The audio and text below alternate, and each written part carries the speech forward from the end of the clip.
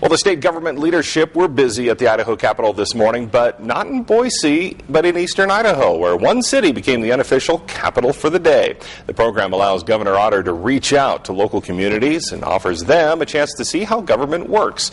Political reporter Aaron Coons joins us in the studio with more on how this program works and how it's being perceived by those here in eastern Idaho. Aaron.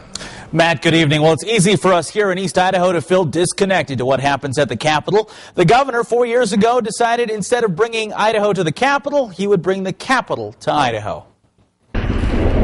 Welcome to the state Capitol, home to Idaho's elected officials and the governor's cabinet. At least it is today.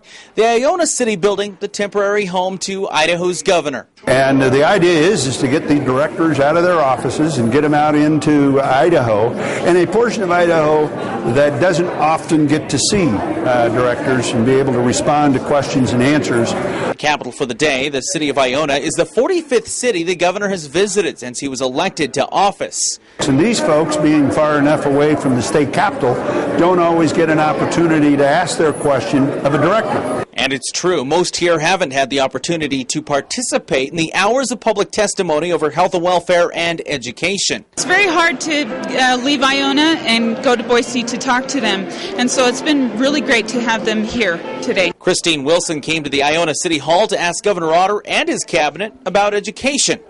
I'm just very interested in our children's education, K through 12th grade, and I wanted to see what we could do to improve the curriculum and still give the benefits of our teachers a great pay. Among those elected officials at the Capitol for a day, Superintendent Tom Luna.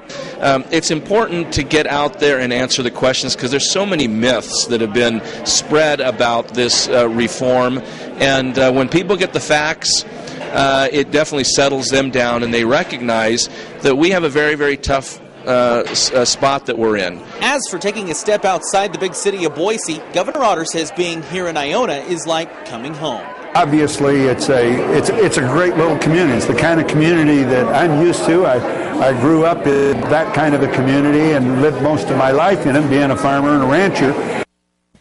And Matt, this program has been operational since Governor Otter took office more than 4 years ago. Among other places it's been held, Firth and American Falls, just to name a few. All right, thank you very much, Aaron Coons.